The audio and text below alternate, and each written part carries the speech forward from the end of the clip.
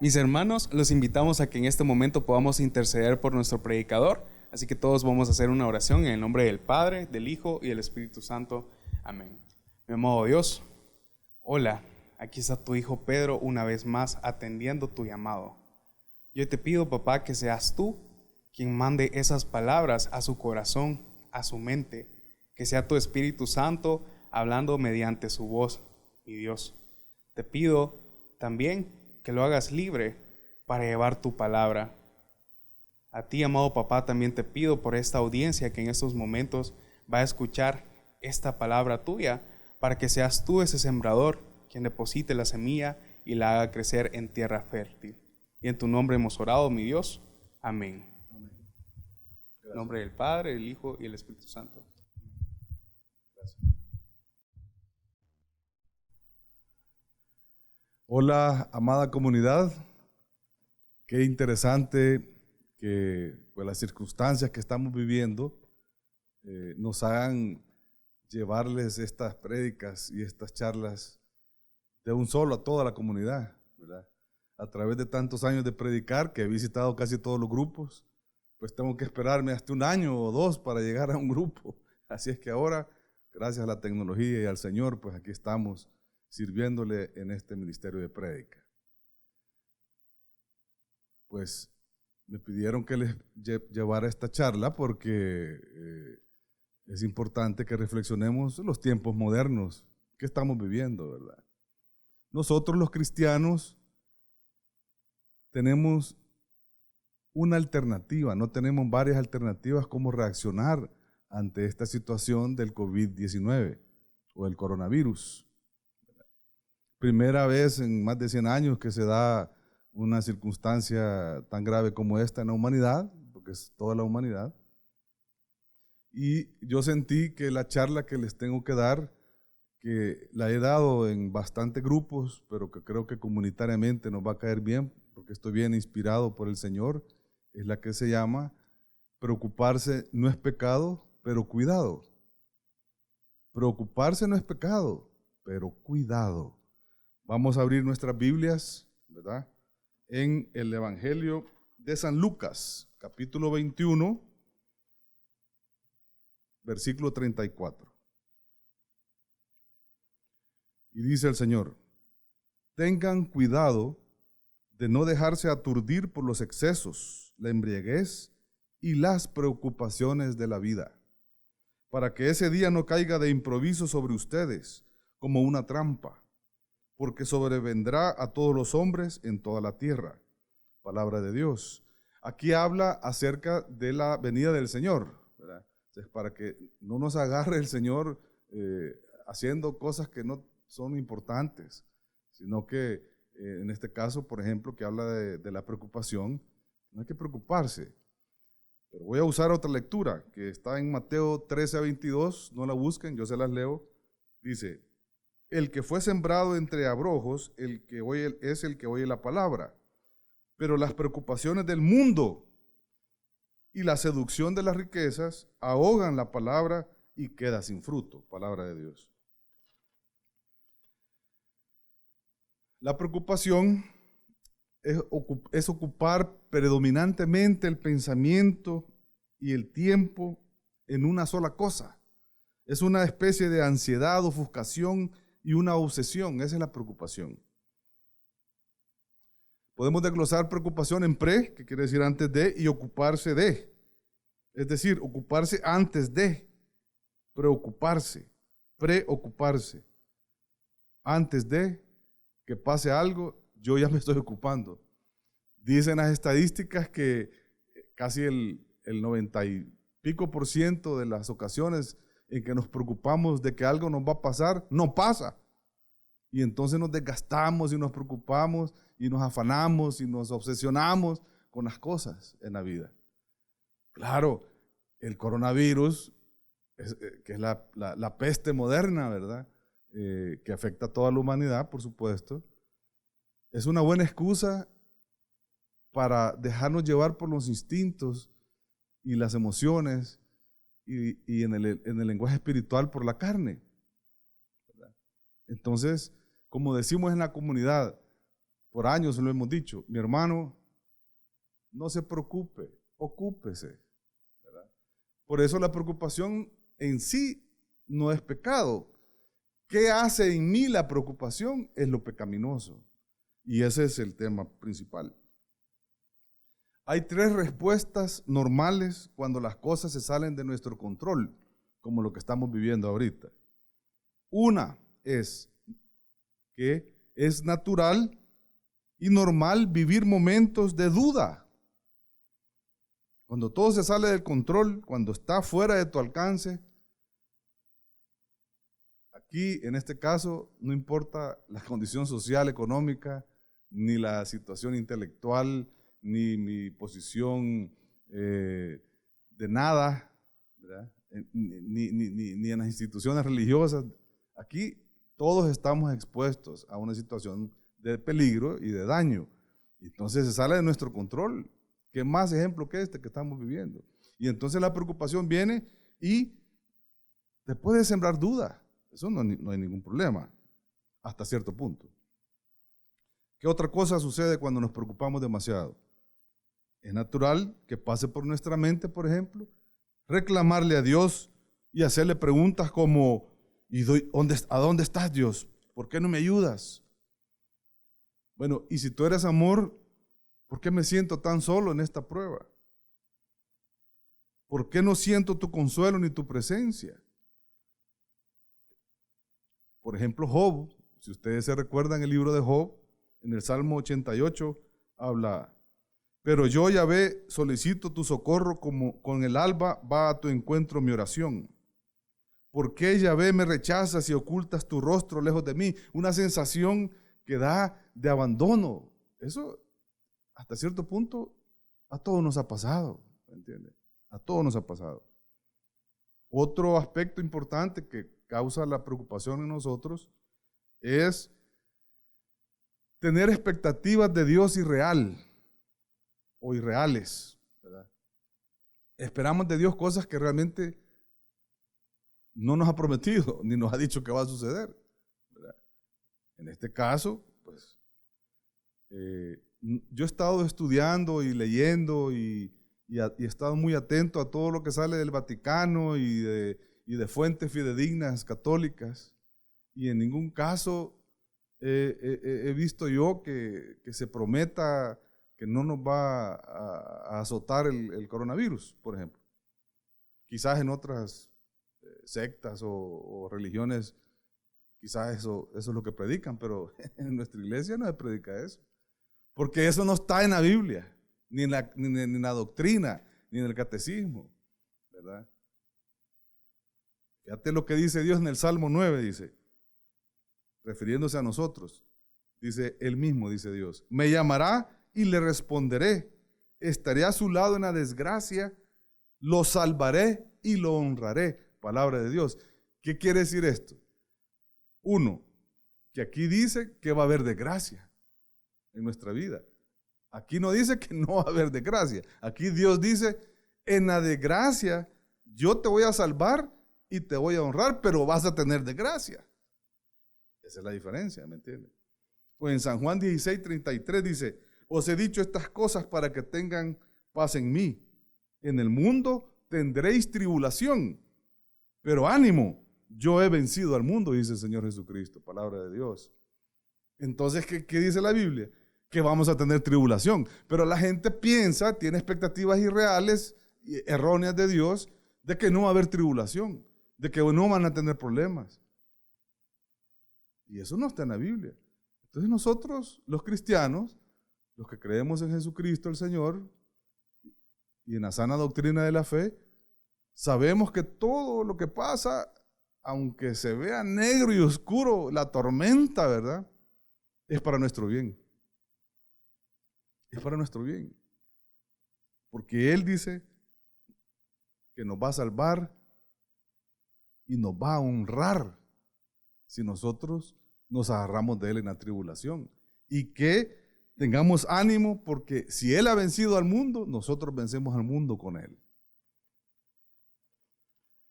Hay 3 estados de la preocupación. También son 3. El inicial, cuando creemos que algo malo, nocivo, en contra de nuestros intereses y expectativas va a suceder. Cuando sentimos que estamos perdiendo o hemos perdido el control sobre las circunstancias. Ese es el primer estado, le llamo yo el estado inicial, ¿verdad? Viene la noticia o viene la circunstancia y tú se te mueve el piso, como coloquialmente hablamos. Eso está bien. ¿Qué sigue después? Es lo que tú vas a permitir que pase o no pase. Y ahí sí ya vienen las acciones de respuesta que pueden llegar a ser pecaminosas o dañinas. La parte obsesiva es la otra estado de la preocupación. Cuando ya pierdes la paz, cuando se vuelve una obsesión, no puedes sacarla de tu mente, no duermes pensando en eso. En Eclesiásticos 31 dice, las preocupaciones le impiden dormir, como una enfermedad grave le quita el sueño. Yo he percibido en algunas personas una obsesión con respecto a esto, ¿verdad? Por ejemplo, las mascarillas, el uso de mascarillas. Las recomendaciones de salubridad en el mundo entero y aquí en el país nos dicen que hay que usar mascarillas, pero ¿para qué se usan las mascarillas? Por ejemplo, es un ejemplo sencillo. Se usan para no contaminar a los demás. Y nosotros andamos con la mascarilla porque no nos importan los demás. Yo no quiero que me pasen a mí el virus. Y entonces yo me pongo una mascarilla. Y el enfoque médico es al revés, ¿verdad? Solo los que atienden enfermos son los que deben, las enfermeras, los médicos, ¿verdad? Los ayudantes en los hospitales y en los lugares de cuarentena, son los que deben de andar cubiertos porque, por supuesto, están más expuestos que cualquiera. Pero yo ahorita que estoy dando esta prédica no me voy a poner una mascarilla. Ahora, si yo tengo una obsesión, si a mí ya el temor, la preocupación, ya se me volvió una cosa que no me deja, voy a andar en el carro con mascarilla. Acabo de ver un señor que andaba con una mascarilla en el carro y cerradas las ventanas con aire acondicionado. O sea que él mismo tiene miedo de contaminarse a sí mismo, me imagino. Y así somos, ¿verdad? Y por supuesto, el tercer estado de la preocupación es el miedo. El miedo es una reacción emocional caracterizada por sentimientos desagradables, generalmente intensos, y por un deseo de huir o ocultarse. Ese es el miedo. Y ese sí ya va atentando contra la fe, porque el miedo es la ausencia de la fe. Eso es lo que predicamos en la comunidad, lo que enseñamos. El miedo es la ausencia de fe. Nos vuelve tan cautos, tan temerosos de tomar cualquier decisión, creyendo que no vamos a tomar la decisión correcta, que nos paralizamos. Entonces el miedo nos paraliza, ¿verdad? Aniquila la confianza que tenemos en nosotros mismos y en el Señor. Nos impide tomar decisiones importantes, ¿verdad? Paralizados por completo. En otras áreas que no sea esta cuestión del virus por ejemplo, a los padres de familia, ¿cómo les cuesta hablar de la sexualidad a los hijos? ¿Verdad? Y se afligen de que hoy el mundo está más perdido y degenerado y liberal que nunca, ¿verdad? Y no le pueden hablar a los hijos pequeños acerca de la sexualidad. Esperan que el colegio haga el trabajo que le corresponde a los padres. Yo a mis hijas, desde chiquitas, me senté con ellas y les hablé acerca de la sexualidad. Y usé el ejemplo de los perritos, porque teníamos un perrito macho y uno hembra. Y así fui explicándoles y fueron entendiendo lo que es bueno, lo que no es bueno, lo que Dios quiere, lo que Dios no quiere, por ejemplo. Pero ese miedo a enfrentarse a un tema como estos hace a los padres alejarse de los hijos y en vez de acercarse, por ejemplo, ¿verdad? O las drogas. Eso es otro tema, ¿verdad? Las drogas. Tienes un hijo con problemas, problemado con las drogas. No le quieres entrar y no haces nada. O tu matrimonio está en peligro, por ejemplo, de deshacerse. Entonces, ¿qué haces? Nada. Tienes miedo. El miedo paraliza. Y el miedo, como les digo, es la ausencia de la fe. También el miedo genera enojo, fíjate. Cuando perdemos el control de las cosas, se nos escapan de las manos, muchas personas reaccionan con enojo, o sea, mecha corta, como decimos, cascarrabias. Se ponen, pero súper tensos. Y eso es una señal de miedo, no es una señal de que tiene carácter ni nada de eso. Uno debe conocerse a sí mismo. Yo tengo esa debilidad. Yo constantemente estoy examinándome y evaluándome, ¿verdad? Además tengo mi Espíritu Santo que me dice cada rato cuando fallo en esa área. Y en estos momentos, claro, miren, uno llega, no sabe ni qué hacer, pues, ¿verdad? ¿Qué hago? O sea, ¿me quito los zapatos antes de entrar a la casa o no me quito los zapatos? Porque yo leí por ahí en un chat o en un fake news, porque este fake, ¿verdad? De que hay que quitarse los zapatos antes de entrar a la casa porque se va a contaminar el piso. Eso no es cierto. En los países orientales como China, Japón y Corea, que es una tradición cultural, quitarse los zapatos antes de entrar es donde más les ha pegado. O sea que realmente no tiene sentido, ¿verdad? Pero uno anda creyendo en esas cosas porque no sabe qué hacer. La preocupación se vuelve una obsesión y le quita la paz. Miren, hay personas que dejan de orar, dejan de leer la palabra, y por eso les estamos llevando estas prédicas y estas asambleas, video asambleas, a través de los medios de comunicación modernos, porque necesitamos estar siempre en la unción y sobre todo en la palabra de Dios y agarrarnos de la fe en estos momentos difíciles, ¿verdad? Ahora es cuando, o sea, si no podemos estar físicamente porque pues no se puede y quizás no se debe, ¿verdad? Todos juntos, pues a través de los medios. El miedo te hace huir, te hace abandonar, y muchos, el miedo causa depresión. Mucha gente no sabe por qué es que está triste, sin ganas de hacer nada, o conscientemente deprimida, y es por el miedo. El miedo a enfrentar la vida, a enfrentar una prueba, una tribulación como esta que estamos viviendo. ¿Verdad?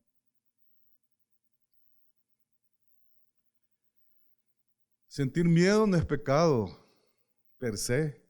El miedo es un instrumento, una emoción que Dios nos ha puesto a los seres humanos, bueno, a todos los seres vivientes, como un mecanismo de autodefensa, ¿saben? Por ejemplo, si ahorita aquí en el estudio de la radio que estamos grabando esta prédica, esta charla, se mete un león porque se escapó de un circo que venía pasando ahí enfrente, yo voy a ser el primero en salir corriendo y voy a dejar la cámara en blanco porque a mí me va a dar miedo. Y la malo que está aquí atrás, yo sé que va a gritar, por ejemplo. Y mis amados hermanos que están de producción aquí conmigo, apoyándome en la grabación. Entonces el miedo es un instinto natural a preservar la especie, ¿verdad? O sea, per se no es pecado. Lo que causa en nosotros es el pecado. ¿Cómo reaccionamos? ¿Qué hacemos? ¿Verdad? Y es lo que les he estado platicando. Ahora, esa es la descripción del mal, del síntoma, ¿verdad? De la enfermedad. Hoy vamos a diagnosticar la cura. Hoy vamos a decir, bueno, vamos a hablar cómo enfrentar las preocupaciones. También les traigo 3 aspectos poderosos de Dios que nos van a ayudar a enfrentar las preocupaciones. Uno es la divina providencia. Yo la divina providencia de chiquito por mi abuela creí que era un cuadro, porque ella tenía un cuadro que decía, ve, la divina providencia, y siempre persignaba cuando salía o entraba de la casa. Pero a mí nadie me explicó qué era. Entonces para mí la divina providencia cuando vine a los pies de Cristo era ese cuadro, que es la Santísima Trinidad, por cierto, ¿verdad? Entonces, hasta que ya grande y que hice el retiro, Dios me fue explicando y entendí de qué se trata la divina providencia. Muchos creen que la divina providencia viene de proveer, o sea que Dios te va a proveer. Eso es parte de la divina providencia, pero no es la divina providencia. Entonces, para no equivocarme, me fui al catecismo, fíjate. ¿Y qué dice el catecismo? En el párrafo 321 dice, la providencia divina consiste en las disposiciones por las que Dios conduce con sabiduría y amor todas las criaturas hasta su fin último. O sea, es la forma como Dios nos conduce a todos nosotros, con sabiduría y amor, hasta que lleguemos a nuestro fin en este mundo. Y en el párrafo 322 dice, Cristo nos invita al abandono filial en la providencia de Dios. Que nos abandonemos a ese amor y a esa sabiduría con que Dios dirige nuestras vidas. Entonces, se le quita un peso de encima a uno, porque ya no es uno el que tiene que cargar con su destino, está en las manos de Dios. ¿Me explico? Para algunos les puede sonar como trivial tal vez, o para otros les puede sonar duro decir, bueno, ¿y si me da el coronavirus y me muero? Eso viene, y entonces empiezan las dudas, ¿verdad? Como les decía, y eso entonces, ¿y eso viene de Dios o viene del vencido? ¿Y por qué a mí? ¿Y por qué no al vecino? Porque yo prefiero que se muera mi vecino que yo, ¿verdad? Entonces, me entra aquella cosa, yo no sé. Yo le digo a mi esposa y a mis hijas, porque ellas se preocupan porque yo estoy en el segmento de más riesgo, de 60 para arriba. Acabo de cumplir 60, ustedes comprenderán, ¿verdad? Entonces, de que, pues sí, ustedes no quieren que salga. Pero ¿cómo no me voy a venir a dar esta prédica aquí al estudio de la radio? ¿Cómo voy a yo a dejar de hacer esto? Si Dios, yo tengo una empresa que tengo que cuidar, pues, porque con esta situación hay que estar atento, hay que ocuparse, no preocuparse, sino que ocuparse. Entonces, claro, el miedo y el temor. Entonces yo me pongo a pensar y le digo al Señor, Señor, ¿y si me pega el coronavirus? Porque yo, como todos, no sé si todos, pero yo me proyecto en mis padres y en mis abuelos, ¿verdad? Que han sido de larga vida. Entonces digo yo, bueno, todavía me quedan unos 20 años más o menos para dar guerra, ¿verdad? En el promedio. Yo sé que me puedo morir antes, me puedo morir después. Pero uno tiene esas expectativas. Pero cuando vienen estas tribulaciones, ¿cuál 80 años? ¿Verdad? Es más, ¿cuál 30 años? ¿Cuál 40 años? Si aquí estamos en una situación sui generis, pero en las manos de Dios. Miren, hacerse bolas pensando si Dios lo mandó, si Dios no lo mandó, si estas son las pestes de Egipto, si no son las pestes de Egipto, eso no tiene nada de relevante con respecto a la creencia de nosotros en el Señor Jesucristo y en su divina providencia. Si usted quiere hacerse bolas porque le gusta ser intelectualmente complicado, métase a leer un montón de cosas que salen ahí, porque más se va a enfermar, vea, se le van a bajar las defensas y hasta más rápido se le puede pegar cualquier. Y no solo el coronavirus, me estaban diciendo algunos médicos que se muere más gente anualmente de otras enfermedades contagiosas, ¿verdad?, que esta enfermedad según los promedios de porcentaje, ¿verdad? Entonces, la divina providencia. En Mateo 6, que habla acerca de que los pajaritos no se preocupan qué van a comer y las flores que van a vestir, ¿se acuerdan? ¿Verdad que sí? Ya han escuchado esa lectura. Yo no conozco ningún pajarito que tenga acidez estomacal o que padezca de estrep. No sé si ustedes conocen un pájaro que tal vez van a consultar al doctor Búho, ¿verdad? Los canarios, y entonces, mire, estoy estresado, no sé qué comer, qué voy a comer hoy, ¿verdad? Y realmente no existe, ¿no? Los pajaritos viven y saben que van a tener que comer porque Dios, así en su divina providencia, así lo ha estipulado. Y nosotros que somos los preferidos ante esta creación de los pajaritos y las flores, ¿por qué se preocupan? Dice la palabra en Mateo 6. Dice mejor, ocúpense del reino y su justicia y todo lo demás vendrá por añadidura. Entonces, la pregunta que uno tiene que hacerse es, ¿y cómo es eso de la justicia? ¿Qué quiere decir ocuparse de la justicia del reino? ¿Reino? ¿Cuál reino? ¿Me entiende? Para que usted se ocupe de lo que Dios quiere que se ocupe y no se preocupe, ¿verdad? 2, importante, para combatir el miedo las promesas de Dios hacia nosotros. En Hebreos 13, del 5 al 6 dice, pues Él ha dicho, no te dejaré ni te abandonaré. De modo que podemos decir confiados, el Señor es mi ayuda, no temeré. ¿Qué puede hacerme un hombre? Dice palabra de Dios. Hebreos. El Señor nos ha dicho, hijo, hija, no te dejaré ni te abandonaré.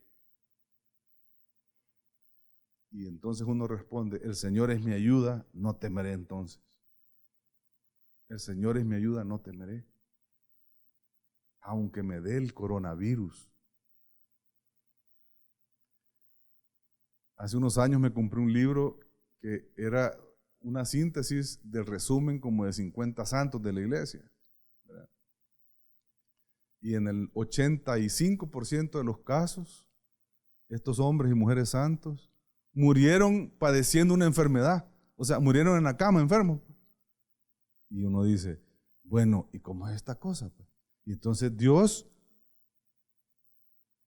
¿por qué permitió que los santos, si eran santos, murieran enfermos? Y es una pregunta profunda, parece superficial, pero es bien profunda, que todos la debemos hacer y no les voy a dar la respuesta directa porque es intuitiva, ¿verdad? Por todo lo que hemos hablado, pero que se vayan a preguntarle al Señor. Señor, ¿y si me da el coronavirus? ¿Qué pasa conmigo? ¿Qué pasa con mi fe? ¿Es verdad todo lo que he creído y he proclamado y he hablado y he testificado? ¿O en qué estoy? ¿Qué me pasa? Y si está mal o equivocado, Dios mismo te puede ayudar a regresar al camino, mi hermano. Al camino de la fe, de la confianza, de la certeza, de la divina providencia, que es verdadera, que Dios existe. La divina providencia no es un cuadro, hombre, es la preocupación y el amor de Dios por cada uno de nosotros. Y el tercer aspecto de Dios es el poder de Dios. Dios es todopoderoso. Dios todo lo puede. Ese es un atributo de Dios.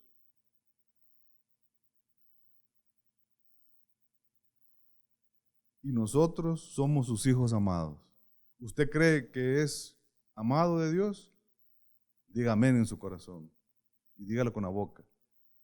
Dios me ama. Dios te ama. Al grado que te ama tanto que se hizo pecado, dice la Biblia de Jesucristo, siendo un hombre santo que no pecaba, por causa de nosotros, para pagar por ese pecado y que nosotros no nos fuéramos al infierno, sino que nos fuéramos al cielo con Él. Entonces, Dios tiene el poder. Él te va a poder permitir avanzar aun cuando tú creas que no. Él te va a poder permitir sobrepasar esto del coronavirus. Él te va a permitir pasar todas las pruebas y tribulaciones en la vida. Todas. ¿Verdad? Para bien tuyo. Y si nos toca irnos antes de lo que pensábamos nosotros, es el tiempo de Dios. O sea, porque aquí nuestra vida es del Señor.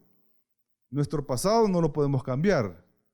Nuestro futuro le pertenece a Dios. Yo no sé de qué me voy a morir. Es más, me puedo deslizar aquí saliendo de la radio en una cáscara ahí en la acera y me doy en la cabeza y me quedo ahí como vegetal. ¿Y cuál coronavirus? Pues? O sea que todo me puede pasar. Entonces todos estamos expuestos a cualquier cosa. Lo importante es que mi confianza en quién está puesta, en el Señor Jesucristo. Para cerrar, les quiero leer en Filipenses 4 lo que dice el Señor. No os inquietéis por cosa alguna.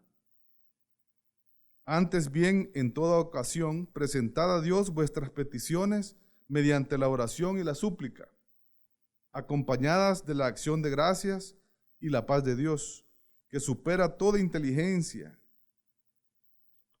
Esta custodiará, vuestros corazones y vuestras mentes en Cristo Jesús. No os preocupéis, mis hermanos amados, Dios está con nosotros, el Señor Jesucristo nos ama, a ti, a mí, a todos nosotros. Él está pendiente, su divina providencia actuante, nos está protegiendo de no irnos al infierno, de que nuestro propio instinto pecaminoso y nuestra concupiscencia, que es nuestra naturaleza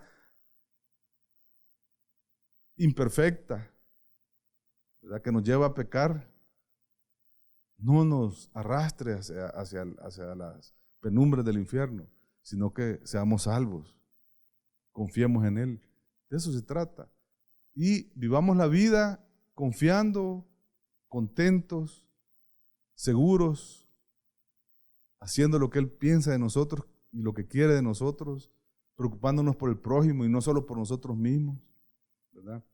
Amándolo a Él y amando a los demás. Eso es lo que Él quiere. Así vamos a enfrentar esta tribulación y esta prueba que va a ser pasajera, ¿verdad? Esto es pasajero. Confiemos en eso y pidámosle al Señor con lo más profundo de nuestro corazón. Yo quisiera, para terminar, que me acompañaran con una oración. Yo la voy a dirigir y ustedes la van repitiendo ahí donde se encuentren, en su mente, y si pueden con la boca, mejor, ¿verdad? La oración se llama Acordaos y está dirigida al Sagrado Corazón de Jesús. Dice así, repitan conmigo. Acuérdate, oh Sagrado Corazón de Jesús, de todo lo que has hecho por salvar nuestras almas y no las dejes perecer. Acuérdate del eterno e inmenso amor que habéis tenido por nosotros. No rechaces estas almas que vienen a ti, agobiadas bajo el peso de sus miserias, oprimidas bajo el de tantos dolores. Conmuévete a la vista de nuestra debilidad, de los peligros que nos rodean por todas partes, de los males que nos hacen suspirar y gemir. Llenos de confianza y amor, venimos a tu corazón como el corazón del mejor de los padres, del más tierno y más compasivo amigo. Recíbenos, oh corazón sagrado, en tu infinita ternura. Haznos sentir los efectos de tu compasión y de tu amor. Sed nuestro apoyo, nuestro mediador cerca de vuestro Padre, y en nombre de tu preciosa sangre y de tus méritos, concédenos la fuerza en nuestras debilidades, consuelo en nuestras penas, y la gracia de amarte en el tiempo y de poseerte en la eternidad. Corazón de Jesús, yo vengo a ti porque eres mi único refugio, mi sola pero cierta esperanza. Tú eres el remedio de todos mis males, el alivio de todas mis miserias, la reparación de todas mis faltas, la seguridad de todas mis peticiones, la fuente infalible e inagotable para mí y para todos de la luz, fuerza, constancia, paz y bendición. Estoy seguro que no te cansarás de mí y que no cesarás de amarme, protegerme y ayudarme, porque me amas con un amor infinito. Ten piedad de mí según tu gran misericordia, y haz de mí, por mí y en mí todo lo que quieras, porque yo me abandono a ti con una entera confianza de que no me abandonarás jamás. Así sea. Muchas gracias y que Dios los bendiga.